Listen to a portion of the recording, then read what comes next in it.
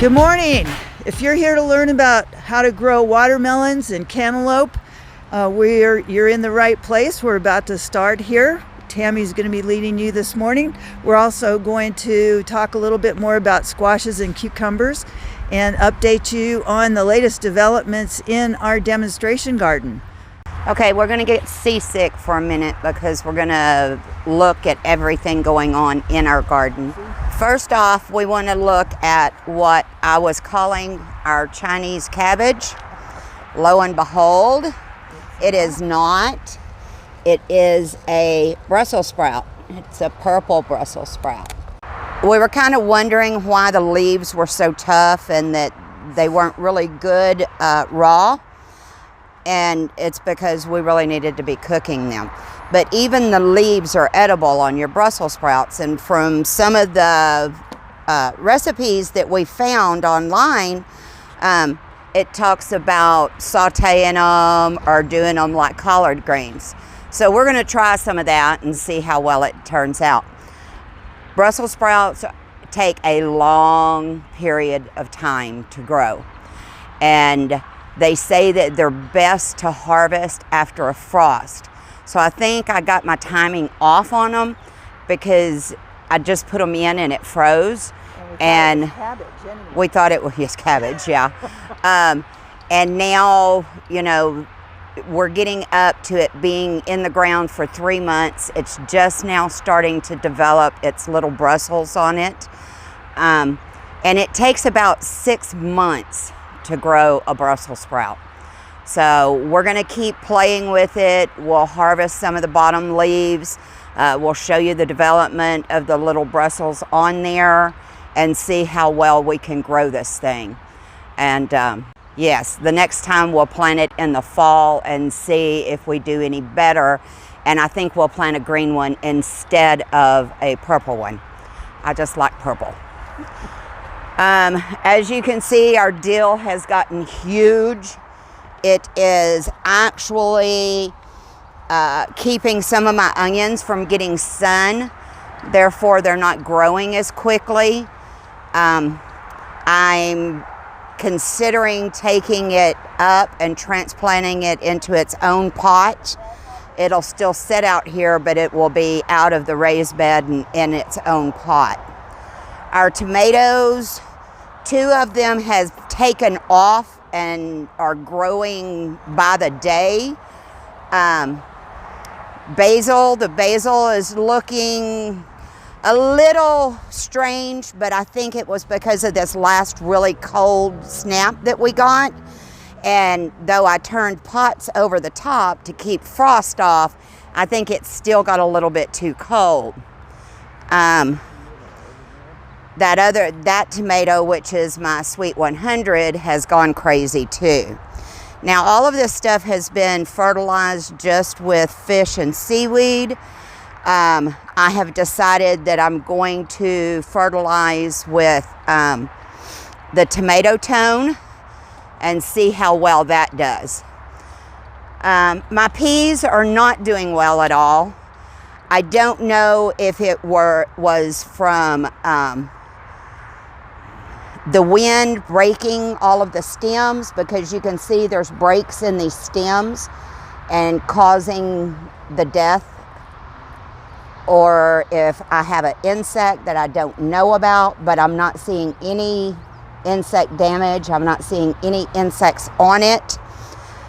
That being said, I don't like failing, and so I'm taking the peas out and we will replace it with squash. Now, since squash likes to climb, it should do the same thing, be a little bit easier to harvest. So the peas are gone and we're going to put the squash in these pots. I'm going to do straight neck, yellow neck. That almost looks like a little bit of powdery mildew. And we have had a lot of moisture lately.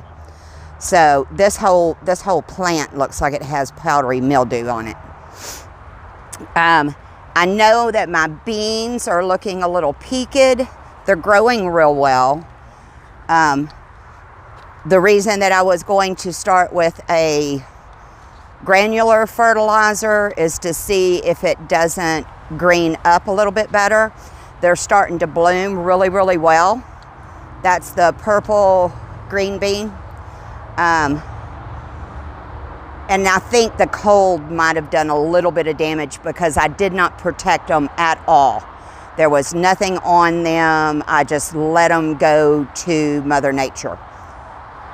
So, that being said, we're gonna keep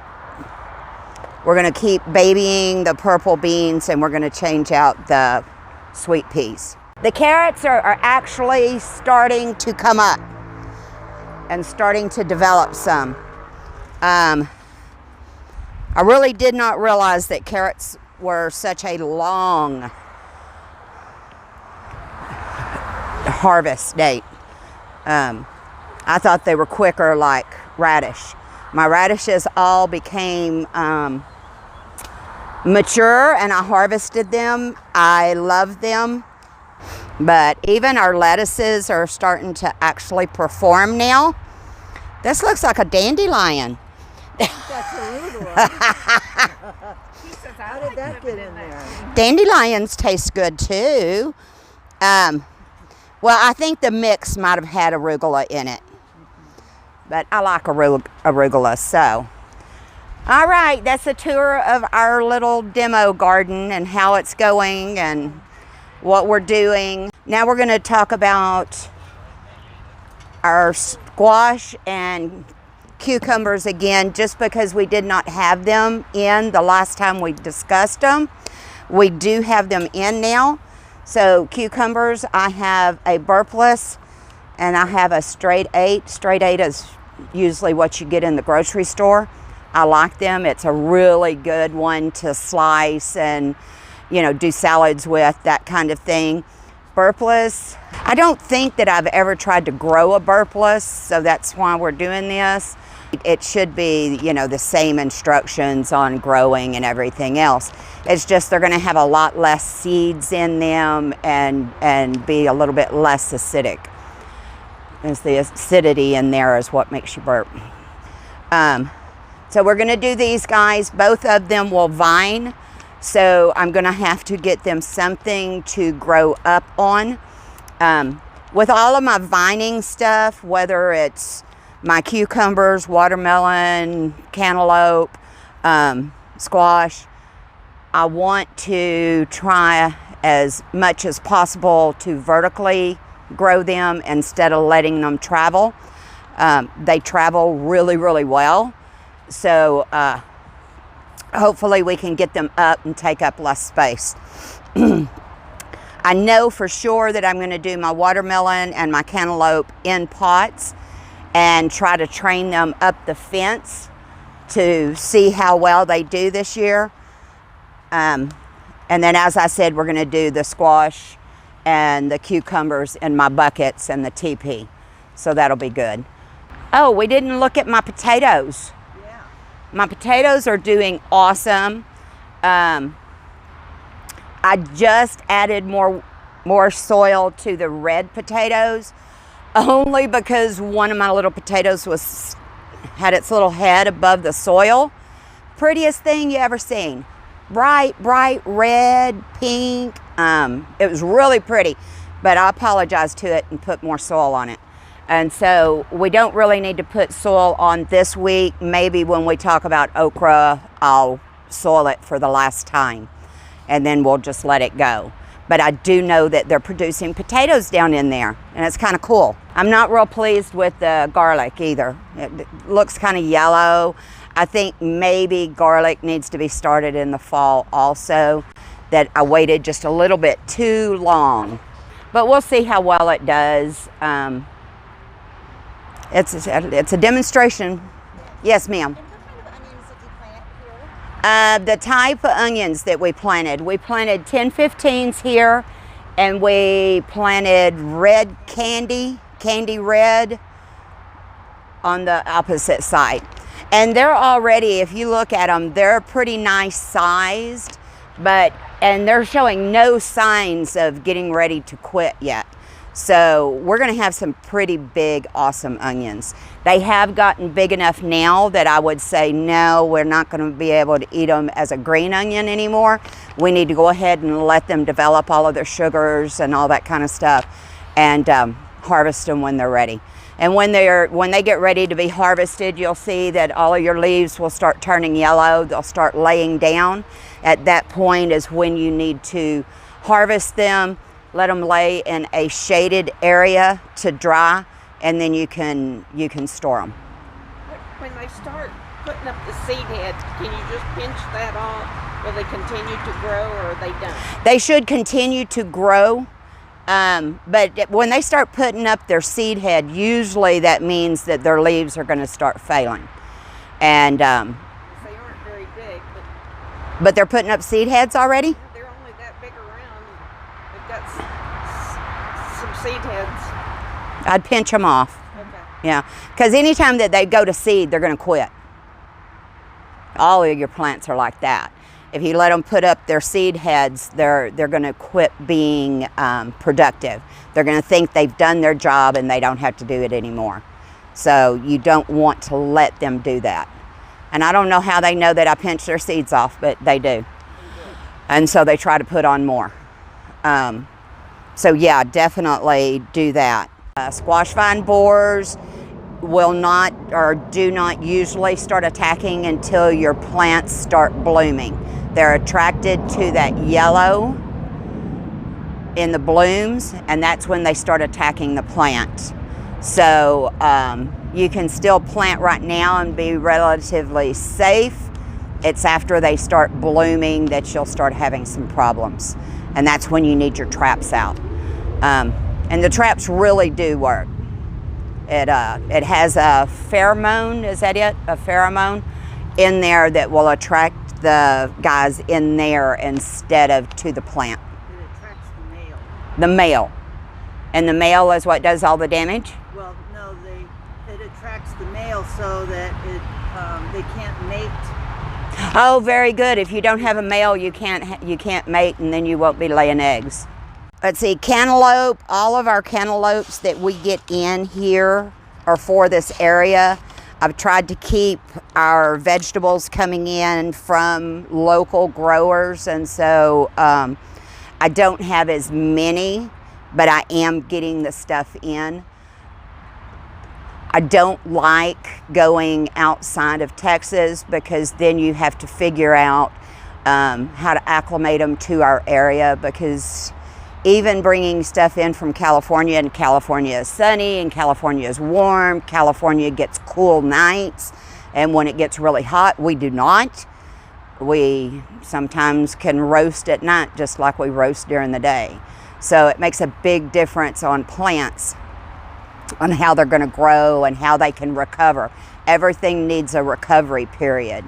And if we're still hot at night, they're going to quit. That's why some of our tomatoes, you know, the larger guys, they don't have that temperature that they need to recover and to still put on blooms so that they can put on fruit. I guess biggest thing now is to go rip out one of my plants and put us in a crookneck squash, because I like crookneck the best. I don't know why. I think the straight neck and the crookneck taste the same, but I just like the way that they're formed. Since my buckets have already been, my soil had already been mixed, and I've already put, what is that, BioStart in them. All I'm going to do is just plant it, and then after it's planted, I will put in some seaweed to stimulate the root growth. Are the peas that are on there still dead? Yeah. Here, try one.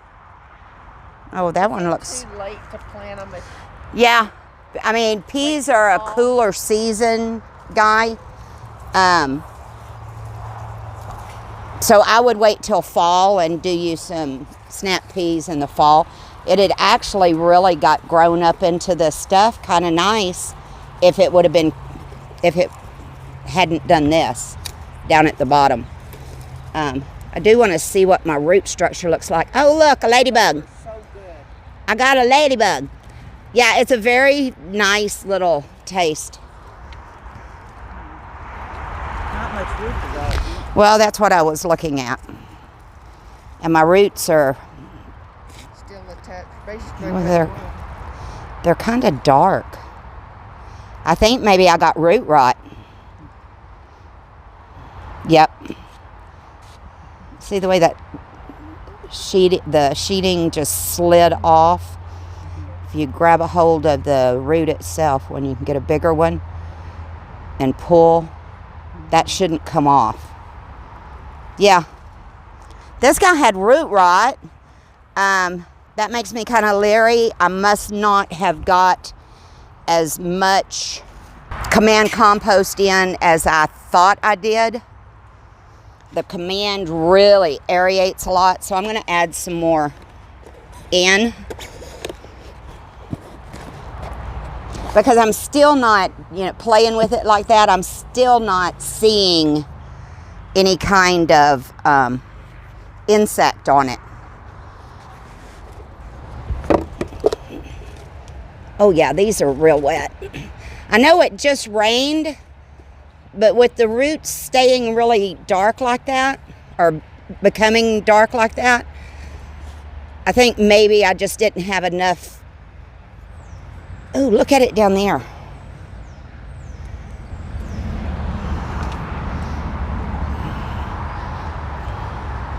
It looks like it should be draining pretty well. What's that? There's some green in there. Some kind of fungus. Maybe I shouldn't plant in this right now. Maybe I need to look at it a little bit closer. Dump it out and put new in, huh? Yeah, I hate doing that, but I also don't want to set us up for failure. I want to look at this one.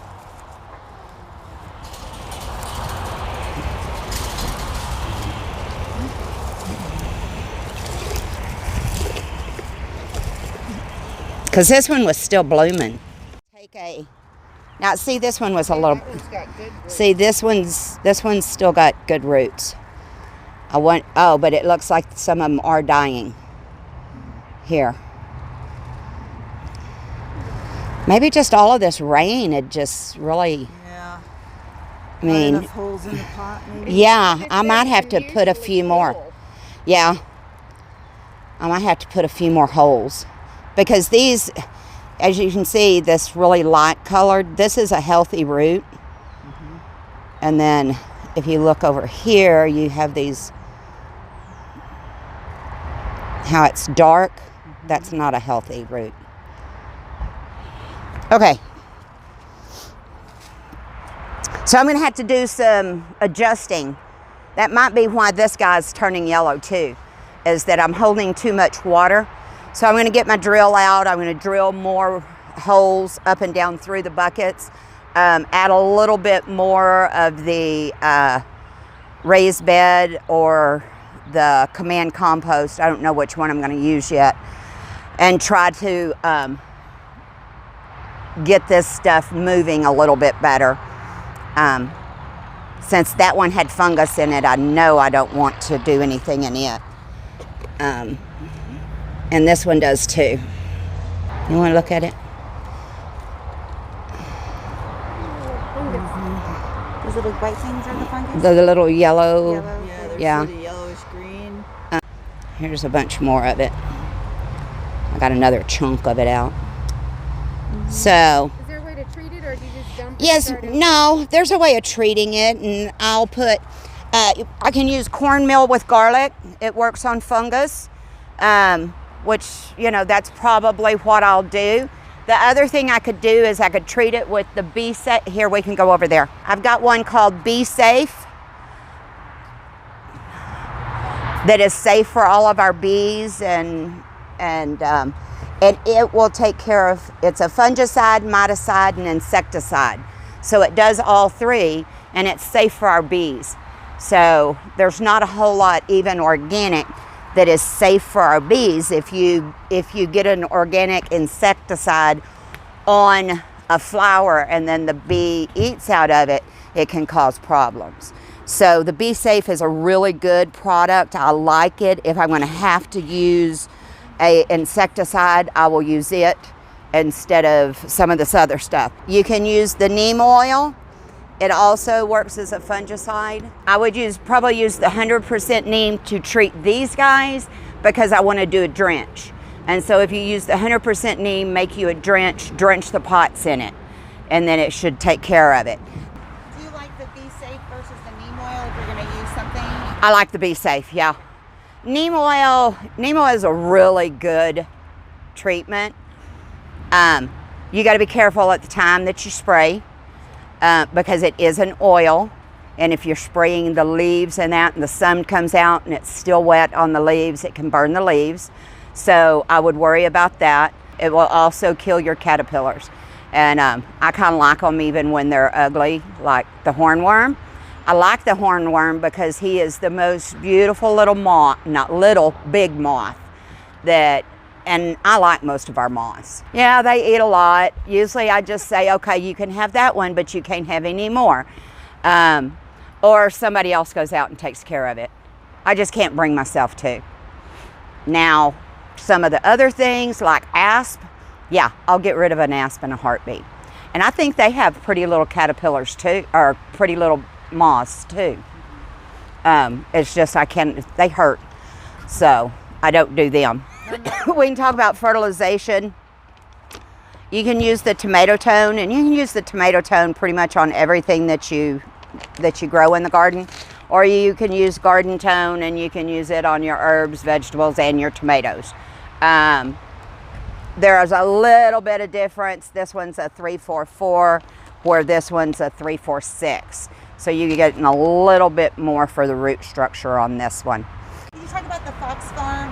I'm sorry, this stuff. Oh, the Grow Big. This is a really good liquid fertilizer. If you look on it, it actually says hydroponic plant food, but it's also a really good foliar feed. You can do it for heavy feeders also. So you just have to shake it really well. Do it like every 2 weeks. Okay. And you'll do a foliar feed. The foliar feed's only a half a teaspoon per gallon of water. So it doesn't take a whole lot. If you're doing it for hydroponics, it is general feeding, 2 teaspoons per gallon of water with every reservoir change. So if you're changing out your reservoir, you use 2 teaspoons per gallon. Once you get it up and going, you can go from this to Tiger Bloom, and there's another one. I forgot what it is. Also, this is the micro brew that you can put in here, and it activates all of the, this is micro brew, and it will activate all of your beneficials, and it helps your plant take up the water and nutrients and makes them a little more drought resistant. So this is a really good one too.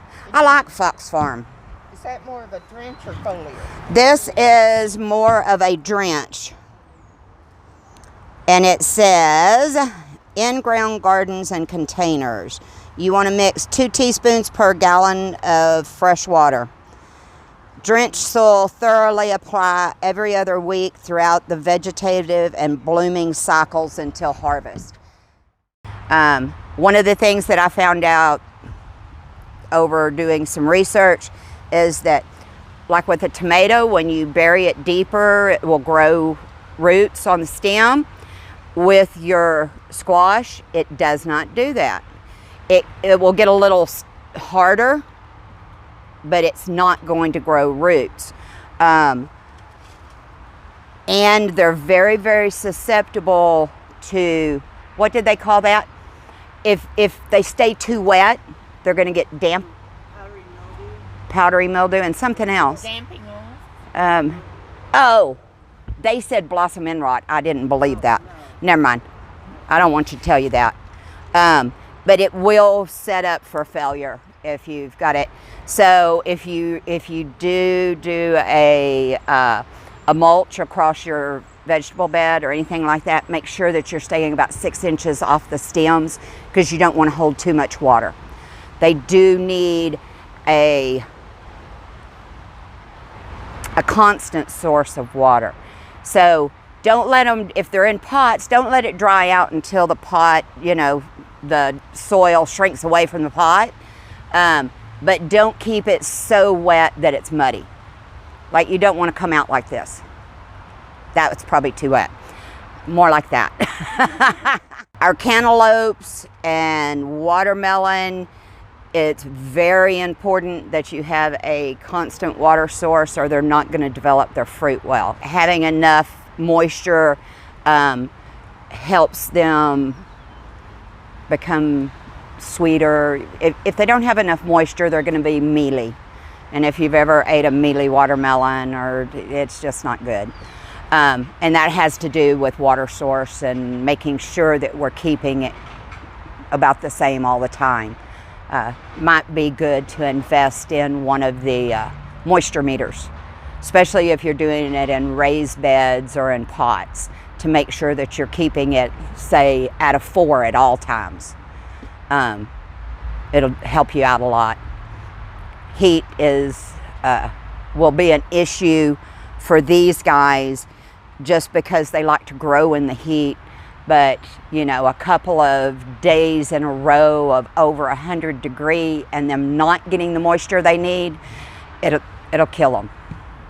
They'll start turning brown, and just the whole line will die.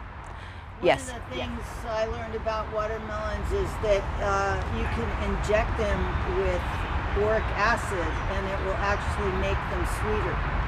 Okay, are we injecting the stem, or are we injecting the melon itself? Melon itself. So inject with boric acid at the start of development, or did it say? It didn't say the timing, so I'm not sure about that. Okay. And it didn't give the Ratio? yeah. We need to study on that, and we need to do it's our demo garden. We need to see if that really works or not. So we'll try that. We'll mark them and try it and see what happens. And then when we harvest, we'll do a taste testing and that'll be fun. I love having fun. Is there anything I can talk to y'all about? No? No questions? Okay. If there's no questions, I guess I will see you when? I will see y'all on May 8th on the okra class. I've got to decide where I'm going to plant my okra. And we'll talk about that. All right. So we'll see y'all May 8th. Come back and see us.